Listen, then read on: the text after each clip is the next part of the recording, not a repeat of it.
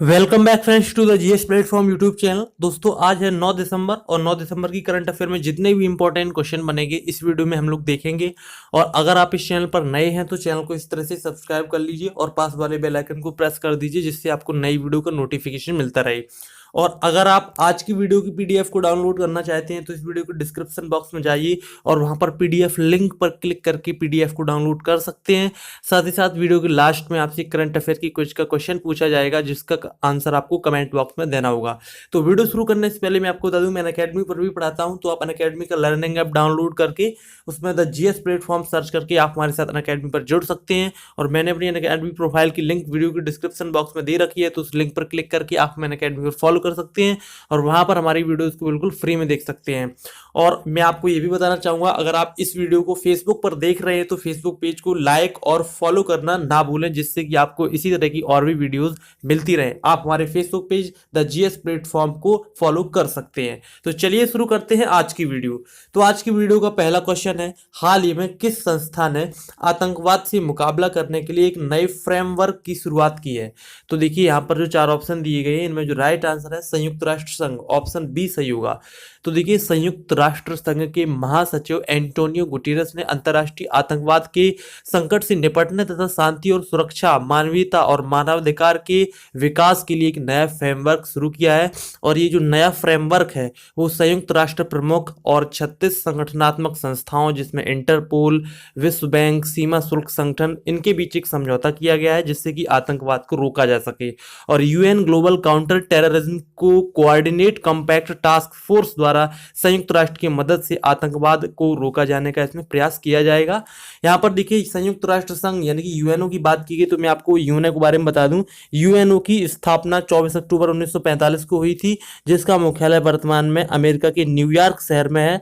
और यूएनओ के पहले महासचिव थे ट्रिगवेली, जबकि यूएनओ के जो वर्तमान में महासचिव हैं वो हैं एंटोनियो गुटेरस। और मैं आपको ये भी बताना चाहूँगा, जो विश्व की लघु संसद किसे कहते हैं? यूएनओ की महासभा को विश्व की लघु संसद कहते हैं। और दुनिया का पुलिसमैन किसे कहते हैं? तो देखिए यूएनओ की जो सुरक्षा परिषद होती है उसे दुनिया का पुलिसमैन कहते हैं। और सुरक्षा परिषद के 5 स्थायी सदस्य हैं जिनके नाम है अमेरिका, रूस, ब्रिटेन, फ्रांस, चीन, जिनको वीटो पावर प्राप्त है। और सुरक्षा परिषद में 10 अस्थायी सदस्य भी होते हैं जो कि 2 वर्षों के लिए चुने जाते हैं। और वहां पर 6 आधिकारिक भाषाएं भी हैं, अरबी, चीनी, अंग्रेजी, फ्रांसीसी, रूसी और स्पेनिश। ठीक है, तो पहले क्वेश्चन से आपको इतनी इंफॉर्मेशन मिल जाती है। नेक्स्ट क्वेश्चन देखते हैं, क्वेश्चन नंबर सेकंड।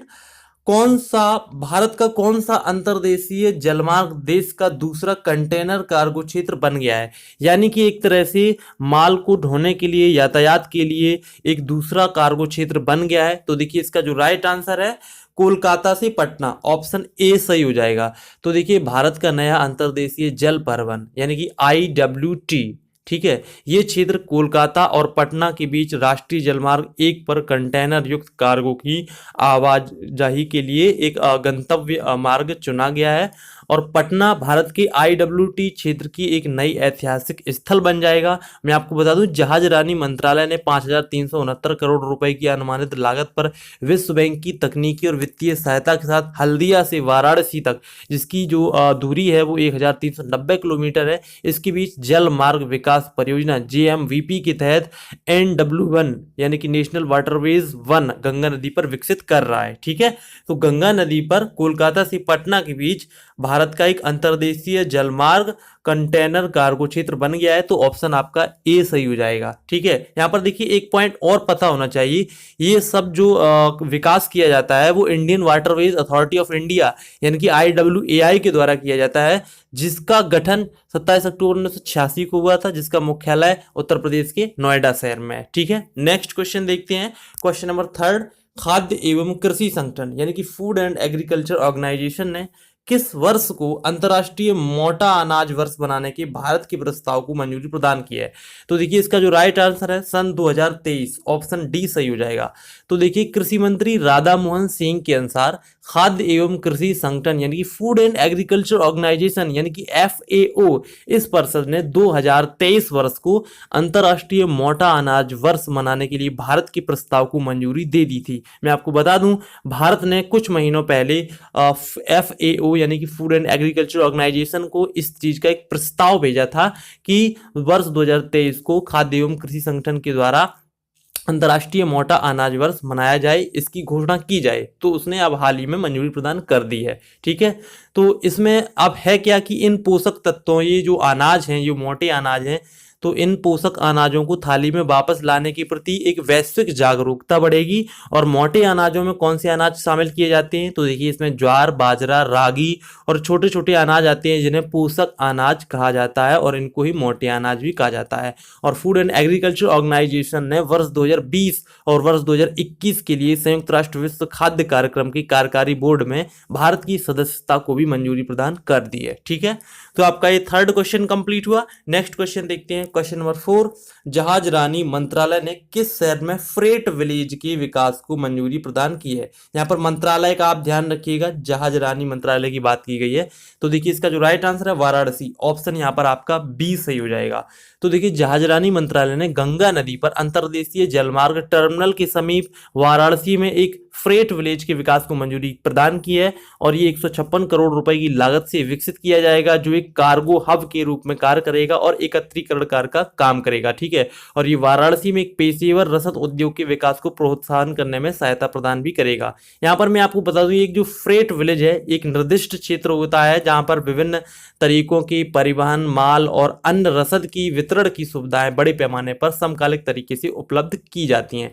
यानी कि एक ऐसा क्षेत्र होता है जहां पर परिवहन के लिए सभी सुविधाएं वहां पर प्रदान की जाती हैं। ठीक है, तो ये आपका फोर्थ क्वेश्चन कंप्लीट हुआ। नेक्स्ट देखते हैं, क्वेश्चन नंबर 5। किस देश की सरकार ने विदेशी श्रमिकों को लाने के लिए एक नया कानून लागू किया है। तो देखिए यहाँ पर जो 4 ऑप्शन दिए गए हैं इनमें जो राइट आंसर है जापान, ऑप्शन सी सही होगा। तो देखिए जापान की सरकार ने श्रमिकों की दीर्घकालीन कमी को संबोधित करते हुए, उसको कमी को ध्यान में लाते हुए देश में अधिक परिश्रमी विदेशी श्रमिकों को लाने के लिए एक नया कानून पारित किया है। और सरकार अगले वर्ष यानी कि वर्ष 2019 में अप्रैल से इस नई व्यवस्था को शुरू करने की योजना बना रही है।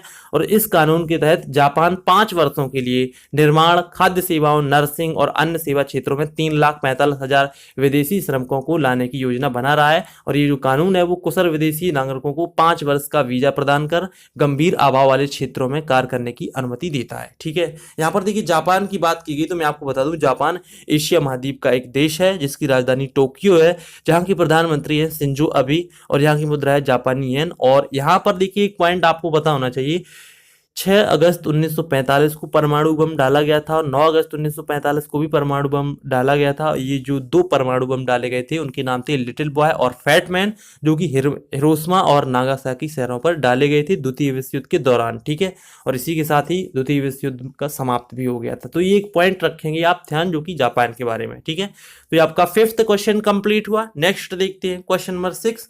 किस राज्य के मुख्यमंत्री ने हाल ही में स्मार्ट नामक एक नई पहल की शुरुआत की है। तो देखिए यहाँ पर जो 4 ऑप्शन दिए गए इनमें जो राइट आंसर है महाराष्ट्र, ऑप्शन डी सही होगा। तो देखिए महाराष्ट्र के मुख्यमंत्री देवेंद्र फडणवीस ने 5 दिसंबर 2018 को महाराष्ट्र के कृषि व्यवसाय की स्थिति और ग्रामीण परिवर्तन यानी कि एक स्मार्ट नामक एक अनूठी पहल शुरू की है। और ये जो स्मार्ट पहल है इसका उद्देश्य कृषि मूल्य श्रृंखलाओं में सुधार करना है, जिसमें 1000 गांवों में सीमांत किसानों पर विशेष ध्यान दिया गया है। और ये जो पहल है वो किसके सहयोग से संचालित है, तो ये देखिए विश्व बैंक के द्वारा समर्थित है और उसके द्वारा ही संचालित की जा रही है। ठीक है, यहाँ पर देखिए महाराष्ट्र की बात की गई तो आपको महाराष्ट्र के बारे में पता होना चाहिए। महाराष्ट्र राज्य की राजधानी है मुंबई, जिस राज्य की स्थापना 1 मई 1960 को हुई थी। और वहाँ के वर्तमान में सीएम हैं देवेंद्र फडणवीस और गवर्नर हैं सी विद्यासागर राव। और यहाँ की लोकसभा से 48 सीटें हैं, राज्यसभा से 19 सीटें और विधानसभा में कुल 288 सीटें आती हैं। और यहाँ की राजभाषा है मराठी और यहाँ का लोक नृत्य है तमाशा और लावनी और यहाँ की लोक कला का नाम है रंगोली। ठीक है, और महाराष्ट्र के बारे में कुछ करंट अफेयर के पॉइंट भी आपको पता होना चाहिए, क्योंकि करंट अफेयर का रिवीजन करना भी उतना ही महत्वपूर्ण है जितना कि डेली करंट अफेयर को तैयार करना। तो इसमें देखिए पहला पॉइंट बनता है, हाल ही में राष्ट्रीय परिधान मेला 2018 का आयोजन किस राज्य में किया गया, तो इसका आंसर हो जाएगा महाराष्ट्र। और कन्या वन समृद्धि योजना की शुरुआत किस राज्य में की गई है? तो इसका आंसर भी हो जाएगा महाराष्ट्र। और एक पॉइंट और आपको पता होना चाहिए, मुंबई हवाई अड्डे का नाम बदलकर हाल ही में छत्रपति शिवाजी इंटरनेशनल एयरपोर्ट रख दिया गया है। ठीक है, तो आपको 6th क्वेश्चन से इतनी इंफॉर्मेशन मिल जाती है। नेक्स्ट क्वेश्चन देखते हैं, क्वेश्चन नंबर 7। हाल ही में साहित्य अकादमी पुरस्कार किसने जीता है? तो इसका जो राइट आंसर है एस रामकृष्णन, ऑप्शन बी सही होगा। तो देखिए, तमिल लेखक एस रामकृष्णन ने 5 दिसंबर 2018 को साहित्य अकादमी पुरस्कार 2018 जीता है। उन्हें उनकी उपन्यास संचारम के लिए इस सम्मान से सम्मानित किया गया है और उपन्यास नादस्वरम के कलाकारों की जीवन से संबंधित उनका ये उपन्यास है। और साहित्य अकादमी पुरस्कार लेखकों को सभी शैलियों और भाषाओं में उनके कार्यों के लिए दिए जाने वाला एक प्रतिष्ठित साहित्यिक सम्मानों में से एक सम्मान है। ठीक है, तो ध्यान रखेंगे, हाल ही में साहित्य अकादमी पुरस्कार एस रामकृष्णन ने जीता है, तो ऑप्शन बी सही होगा। नेक्स्ट क्वेश्चन देखते हैं, क्वेश्चन नंबर 8। कौन सा कोर्ट ई भुगतान सुविधा प्रदान करने वाला पहला कोर्ट बना है? यानी कि इंटरनेट के माध्यम से पेमेंट किया जा सकता है, तो वो ऐसी कौन सी कोर्ट बनी है? तो इसका जो राइट आंसर है पुणे कोर्ट, ऑप्शन ए सही होगा। तो देखिए, पुणे जिला और सत्र अदालत भारत में ई भुगतान प्रणाली शुरू करने वाली पहली अदालत बन गई है। और देखिए, जब भी भारत में किसी पहली अदालत या फिर किसी भी पहले चीज का शुभारंभ होता है, तो वो क्वेश्चन बहुत ही इंपॉर्टेंट हो जाता है। ठीक है, तो ये भ्रष्टाचार को कम करने और पारदर्शिता लाने में इस तरह की प्रक्रिया मदद करेगी और विभिन्न मामलों के लिए वकील और वादी ऑनलाइन भुगतान करने में अब सक्षम हो सकते हैं। और ई भुगतान सुविधा http://pecourts.gov.in पर भी उपलब्ध रहेगी। ठीक है, तो ये आपका 8th क्वेश्चन कंप्लीट हुआ। नेक्स्ट क्वेश्चन देखते हैं, क्वेश्चन नंबर 9। कौन सा देश कार्बन डाइऑक्साइड का चौथा सबसे बड़ा उत्सर्जक देश बन गया है? तो देखिए, यहाँ पर जो 4 ऑप्शन दिए गए, इनमें जो राइट आंसर है भारत, ऑप्शन डी सही होगा। तो देखिए, ग्लोबल कार्बन प्रोजेक्ट के प्रक्षेपण के अनुसार, एक नई रिपोर्ट के अनुसार, भारत दुनिया में कार्बन डाइऑक्साइड का चौथा सबसे बड़ा उत्सर्जक है। मैं आपको बता दूं, पिछले वर्ष में कार्बन डाइऑक्साइड के शीर्ष 4 उत्सर्जक देशों में चीन 27% के साथ पहले स्थान पर था, यूएस यानी कि अमेरिका 15% के साथ दूसरे स्थान पर था, जबकि यूरोपियन यूनियन 10% के साथ तीसरे स्थान पर और भारत 7% के साथ चौथे स्थान पर था। और इस रिपोर्ट में यह भी बताया गया है कि 2018 में ये जो उत्सर्जन है वो 6.3% तक बढ़ने की उम्मीद जताई गई है। ठीक है, तो यहाँ पर ऑप्शन आपका डी सही होगा, भारत देश कार्बन डाइऑक्साइड का चौथा सबसे बड़ा उत्सर्जक देश बना है, तो ऑप्शन डी सही होगा। नेक्स्ट क्वेश्चन देखते हैं, क्वेश्चन नंबर 10। हाल ही में न्यू इंडिया इंश्योरेंस के नए सीएमडी के रूप में किसे नियुक्त किया गया है?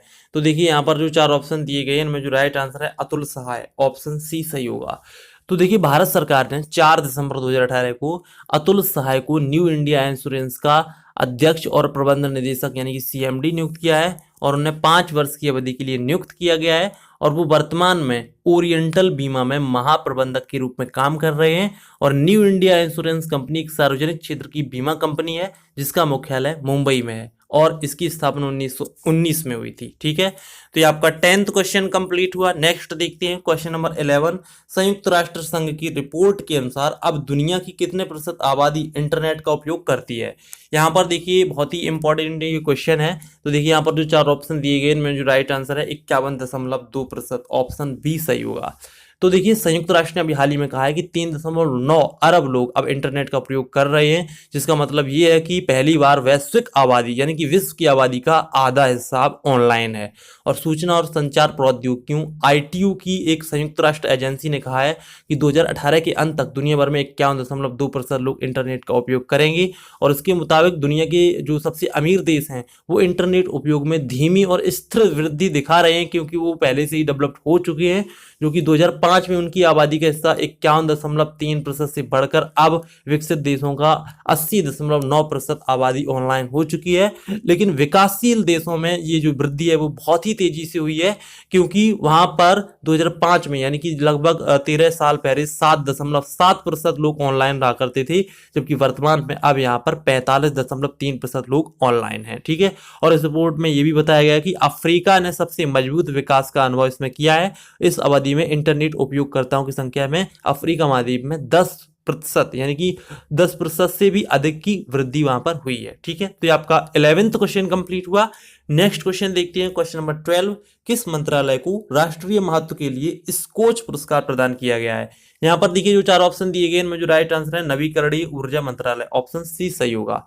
तो देखिए नवीन और नवीकरणीय ऊर्जा मंत्रालय को नई दिल्ली में हाल ही में आयोजित एक समारोह में राष्ट्रीय महत्व के लिए स्कोच पुरस्कार प्रदान किया गया है। और ये जो पुरस्कार है वो नवीन और नवीकरणीय ऊर्जा मंत्रालय के सचिव आनंद कुमार ने ये पुरस्कार प्राप्त किया है। और मंत्रालय को ये जो पुरस्कार है देश के लगभग 73 गीगावाट नवीकरणीय ऊर्जा क्षमता स्थापित करने में महत्वपूर्ण भूमिका प्रदान करने के लिए प्रदान किया गया है। ठीक है, तो आपका 12th क्वेश्चन कंप्लीट हुआ। नेक्स्ट देखते हैं कल की क्वेश्चन का आंसर। तो कल आपसे पूछा गया था हाल ही में भारत के नए निर्वाचन आयुक्त के रूप में किसे नियुक्त किया गया है? तो यहाँ पर जो 4 ऑप्शन दिए गए इनमें जो राइट आंसर है सुनील अरोड़ा, ऑप्शन ए सही होगा। और आज की कुछ का सवाल है किस हवाई अड्डे का नाम बदलकर अटल बिहारी वाजपेयी के नाम पर रखा जाएगा? यहाँ पर 4 ऑप्शन भी दिए गए, ऑप्शन ए देहरादून हवाई अड्डा, ऑप्शन बी लखनऊ हवाई अड्डा, ऑप्शन सी अहमदाबाद हवाई अड्डा, या फिर इनमें से कोई नहीं। तो अगर आपको इसका आंसर आता है तो प्लीज कमेंट बॉक्स में जाइए और इसका आंसर जरूर दीजिए। और अगर आपको ये वीडियो पसंद आए तो प्लीज वीडियो को लाइक जरूर कीजिए, और लाइक करने के बाद अपने किसी फेसबुक या व्हाट्सएप के एजुकेशनल ग्रुप में इसको शेयर जरूर कीजिए। और अगर आपने अभी तक हमारे Facebook page the GS platform को ज्वाइन नहीं किया है तो वीडियो के डिस्क्रिप्शन बॉक्स में जिसकी लिंक दी गई है तो उसको फॉलो कर सकते हैं वहां पर आप। और अगर आप लिंक के माध्यम से नहीं जाना चाहते हैं तो फेसबुक पर सर्च करिए द जीएस प्लेटफॉर्म और वहां पर आप हमारे पेज को जरूर ज्वाइन कीजिए, क्योंकि वहां पर भी आपको कॉम्पिटिटिव मटेरियल मिलता रहता है। और अगर आप अभी तक उत्तर प्रदेश का वर्तमान मंत्रिमंडल का वीडियो नहीं देखा है तो आप एंड स्क्रीन में यहाँ पर आप देख सकते हैं, इस वीडियो को जरूर देखिए। अगर आप उत्तर प्रदेश में किसी भी एग्जाम को देने वाले हैं तो ये वीडियो आपके लिए बहुत ही बेनिफिशियल साबित होगी। तो इस वीडियो को जरूर देखिए। तो मिलते हैं अगले वीडियो में, तब तक के लिए नमस्कार।